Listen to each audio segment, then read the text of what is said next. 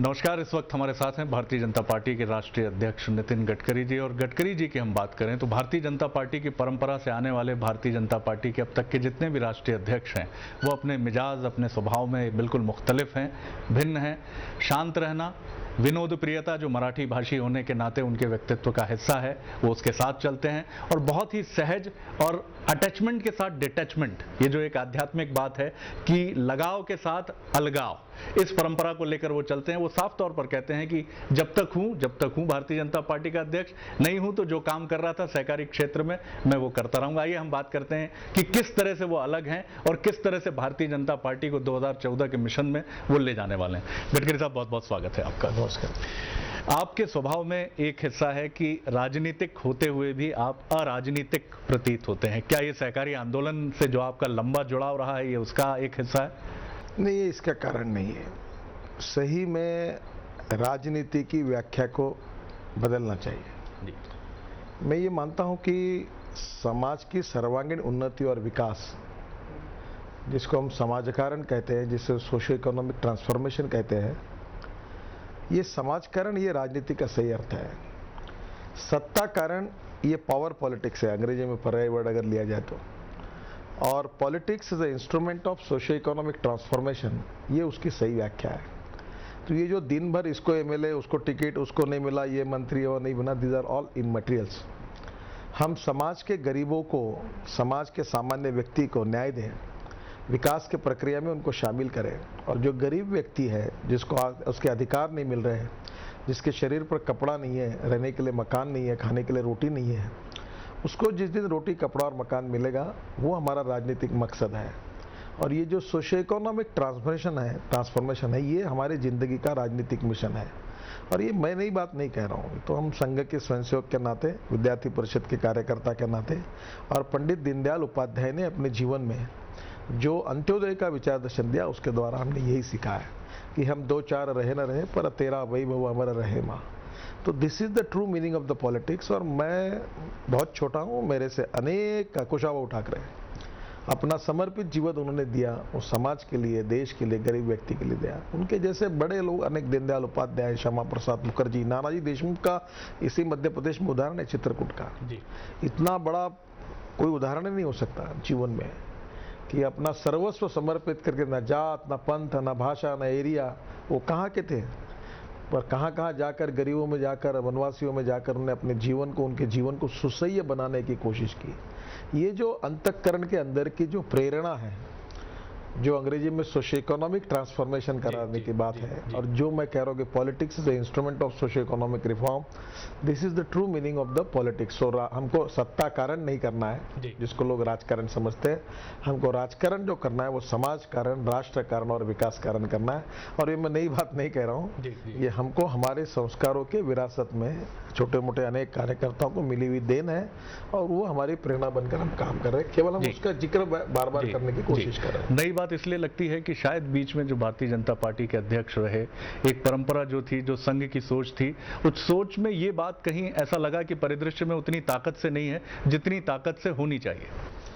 नहीं, ऐसी बात नहीं है। उन्होंने भी अपनी बातों को रखने की कोशिश की है। जैसे अभी हमने कहा कि राष्ट्रवाद, सुशासन और विकास और अंत्योदय, तीन बातें महत्वपूर्ण कही। दूसरी ओर कहा कि कंट्री फर्स्ट, बाद में पार्टी और उसके बाद में मैं। और उसी बात को, मुझे इस बात की खुशी है कि हमारे सब एमएलए, एमपीज बहुत बड़े प्रमाण पर कहीं ना कहीं समाज के हित में, गरीबों के हित में, वनवासियों के हित में, शोषित पीड़ित दलित समाज के हित में अपना घर परिवार संभाल कर, और कोई एमएलए तो अपने कॉन्स्टिट्यूंसी भी संभाले, उसके बाद जो सोशल कॉन्शियसनेस और सोशल रिस्पॉन्सिबिलिटी, बहुत इंपॉर्टेंट चीज है। सोशल कॉन्शियसनेस, सोशल रिस्पॉन्सिबिलिटी और सोशल पार्टिसिपेशन। तो ये सोशल पार्टिसिपेशन, मैं तो 80% समाजकरण करता हूँ।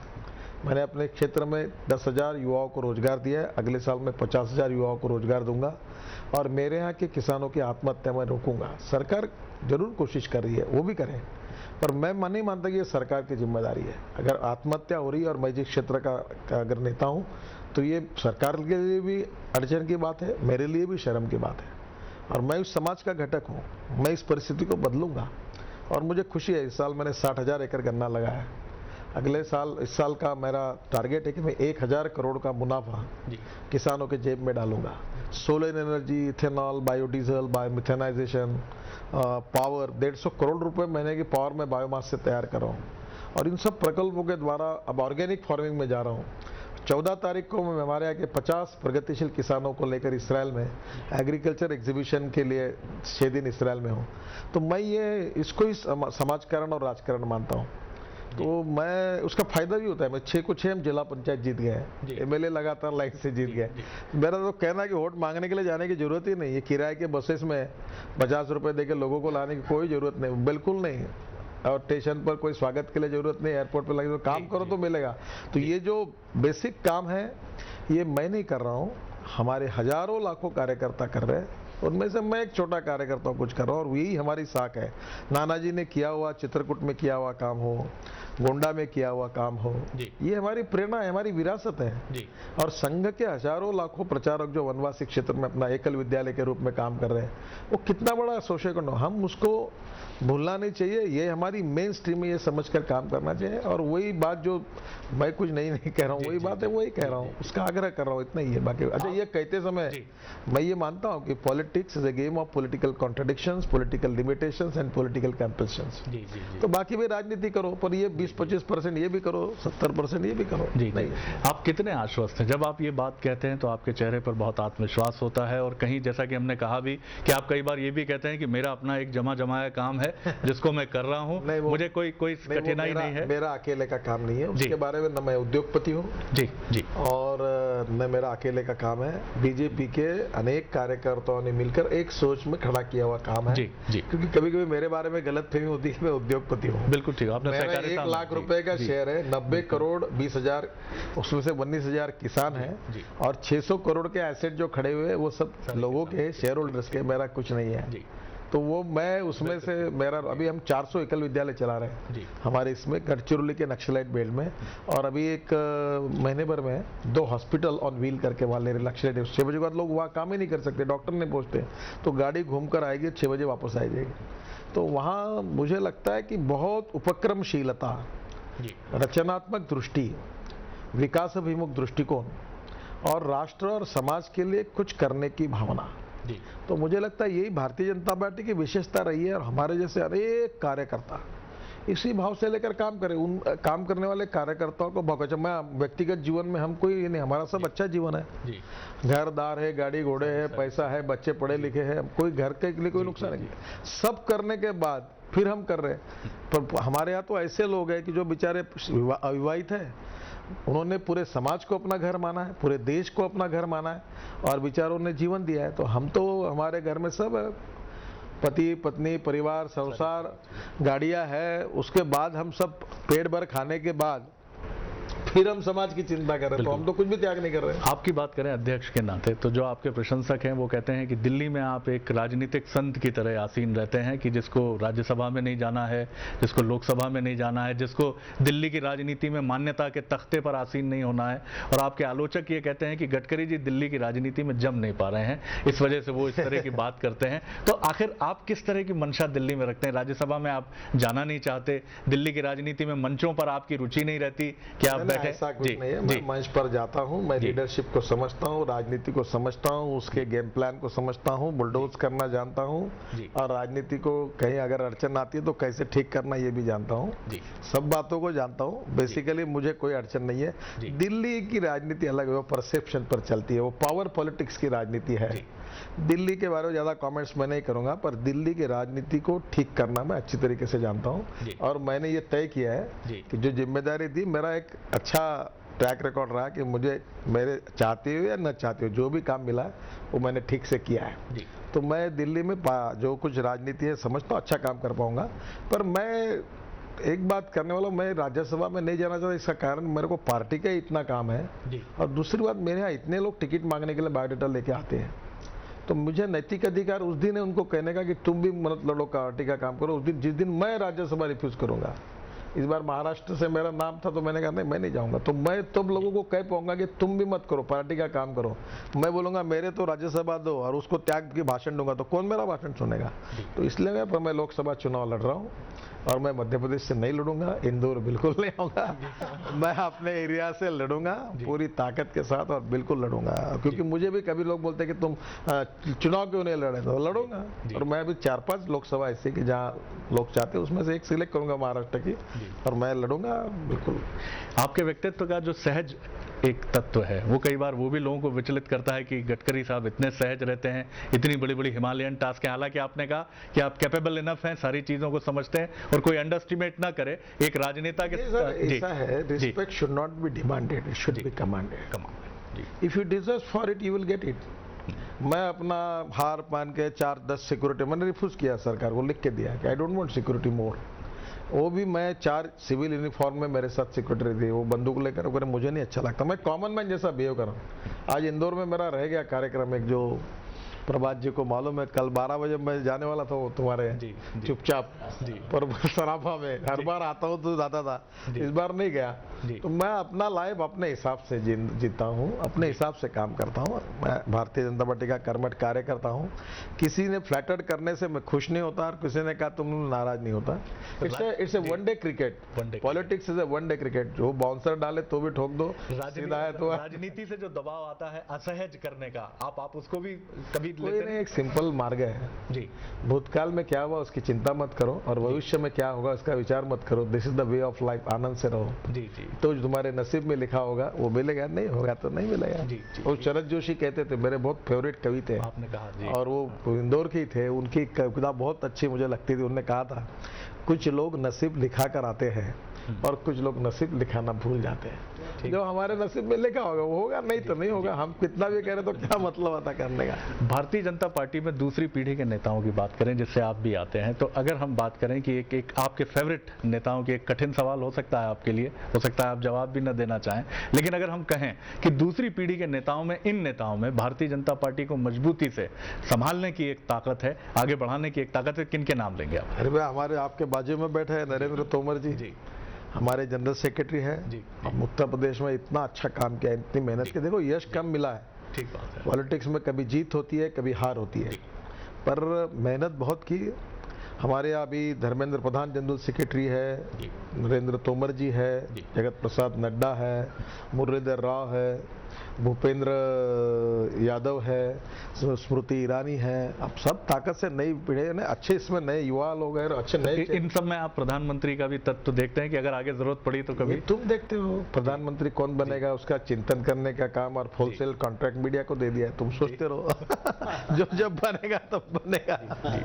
देखिए एक बात मैं बताता हूँ, जब एक जीवन में ऐसा रहता है किसी भी व्यक्ति के लिए, टाइम रहता है, वो काल समय उसका वेग ऐसा कहा जाता है, वो समय पर वो बात तय करता है जी। तो अप्रोप्रिएट टाइम पर पार्टी तय करेगी। कम क्या है, क्या मुख्यमंत्री बनने वाले 10 लोग हैं एक राज्यों में, प्रधानमंत्री बनने वाले भी लोग हैं, और जो भी बनेगा वो अच्छा ही काम करेगा। मैं कोई सिविल इंजीनियर नहीं हूँ, मैं कंक्रीट का काम नहीं आता, कुछ नहीं आता, स्ट्रक्चरल इंजीनियरिंग मालूम नहीं मुझे, कुछ नहीं। कंक्रीट रिकॉर्ड मेरे नाम पर है देश का जी, जी, तो मुझे क्या समझता, मैं घर ठीक से नहीं बांध सका मैं जी, जी, एक मेरे बेडरूम में पिलर आ गया जी। पर मैंने जब हिम्मत से काम किया तो होता ही है। तो there are lot of people. देखो जब आपको अपॉर्चुनिटी मिलती है जी। मैं अगर पीडब्ल्यूडी मिनिस्टर होने के पहले अगर कोई मुझे बोलता, एक भी आदमी बोलता कि भाई ये कोई इंफ्रास्ट्रक्चर में अच्छा काम कर सकता, तो एक भी आदमी विश्वास नहीं रखता। When you get an opportunity, it is a chance for you to prove your mettle। तो कल ऐसे बहुत सुप्त लोग हैं कि जिनमें बहुत अच्छी ये है और एक अवसर मिलता है तो वो अच्छा काम करके दिखाते। तो पार्टी में टैलेंट छिपा बहुत है बड़े प्रमाण में। मेरी चिंता है कि मैं छुपे हुए टैलेंट को जितना चाहिए उतना एक्सपोजर नहीं दे पा रहा हूँ। तो बहुत टैलेंट है, देशभक्ति और सामाजिक दायित्व के भाव से, पूरे सद्भाव से काम कर रहे लाखों करोड़ों कार्यकर्ता इस पार्टी की सबसे बड़ी ताकत है और वो लोग बिल्कुल काम करेंगे, कोई प्रॉब्लम। आपके बारे में एक चीज ये भी कही जाती है कि मीडिया से एक जो रिलेशनशिप है गडकरी साहब का, वो लव एंड हेट रिलेशनशिप है। कई बार बहुत प्रेम रहता है, बिल्कुल वो कभी हिचकते नहीं मीडिया का फेस करने में, कठिन से कठिन समय हो वो जाते हैं, लेकिन चुटकी लेने से भी नहीं चूकते कि भैया जितना तुम लोग कांग्रेस को मदद करते हो या उनके नेताओं का जिक्र करते हो, भारतीय जनता पार्टी से दूरी क्यों बना के रखते हो? अभी तो कांग्रेस का भोंगाड़ा बच गया ना, अभी तो क्या मतलब है कांग्रेस में? कोई तो मध्य प्रदेश के नेता जो उत्तर प्रदेश बचाने के लिए गए बेचारे तो मीडिया के सामने आने की हिम्मत नहीं रही उनकी। देखिए एक बात मैं आपको बताऊं, भारतीय जनता पार्टी को ये जरूरत है कि कम बोले और ज्यादा काम करे, और मीडिया से कम बोले। इसलिए मैं भी बाइट नहीं देता, इंटरव्यू आधा घंटे के इंटरव्यू केवल कभी एक आध 2 महीने में 2 महीने के बाद चैनल में जो होते हैं वो देता हूँ। और मीडिया से कम बोलना चाहिए, क्योंकि मीडिया भी ऐसी है कि उनको लगता है कि देखो जिस फिल्म अभिनेत्री का पिक्चर चलता है उसी के ऊपर गॉसिप लिखा जाता है, जिसकी फिल्में खत्म हो तो कोई लिखता नहीं। हमारी फिल्म अभी चल रही है तो इसलिए ज्यादा उसकी चर्चा होती है, तो ऐसे समय कम बोलना ज्यादा अच्छा है। इसलिए हम आपसे अच्छी दोस्ती रखते हैं, अच्छी बातचीत करते हैं, कोई नाराजी नहीं है, कोई डरते नहीं किसी से, क्योंकि जो ट्रांसपेरेंट लाइफ है क्या है उसको बोलने में क्या, जो सच्चाई है वो सच्चाई है। 2014 की अगर आप बात करें, 10% वोट बढ़ाने का आपका एक बड़ा एम्बिशियस प्रोजेक्ट है, अल्पसंख्यकों को आकर्षित करने की बात है, और सबसे इंपॉर्टेंट बात जो आपने एक नारा दिया है कि इंटेलेक्चुअल्स के साथ इंटरेक्शन बढ़ाना और उनको भारतीय जनता पार्टी की रीति नीति बताते हुए उनको जोड़ना। क्या लगता है आपको कि ये आइडियोलॉजिकल लेवल पर या आ रहा है? इसका सबसे सफल एक्सपेरिमेंट मेरे 2.5 साल का अगर कोई है तो मध्य प्रदेश है। मैंने 2 बातें कही थी, शिवराज जी और अभी तोमर जी सब लोग बैठे थे तब। पहली बात कही थी कि सरकार की परफॉर्मेंस में जीडीपी और एग्रीकल्चर ग्रोथ रेट दुगना कर। जब मुझे याद है मैंने कहा तब 4% एग्रीकल्चर ग्रोथ रेट था, अब 4.5% जीडीपी था। आज दोनों भी दुगने हो गए। दूसरी बात मैंने कही थी कि आज हमारी यहाँ जो 2-3% का डिस्टेंस है कांग्रेस में, उसमें हमको 10% वोट बढ़ाना है। और देखो हमारे कार्यकर्ताओं ने मेहनत की, नेताओं ने मेहनत की, और इसका परिणाम ये हुआ कि जितने कांग्रेस की सीटें थी जहां बाई इलेक्शन हुए, चाहे वो आपकी विपक्ष के नेता जमुना देवी जी का इलेक्शन हो, वो सब विधानसभा हमारी पार्टी सब जगह जीती।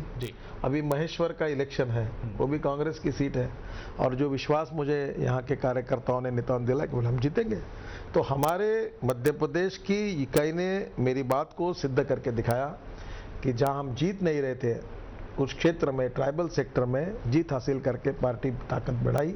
और यही बात मैं लोगों को, आप गोवा में कैथोलिक क्रिश्चियन ने हमको वोटिंग किया, 8 एमएलए हमारे 40 में से 8 यानी हमारे 21 एमएलए चुनकर आए बीजेपी के, और उसमें से 6 एमएलए कैथोलिक क्रिश्चियंस है, और 2 सपोर्टेड एमएलए भी कैथोलिक क्रिश्चियन को हमने सपोर्ट किया था।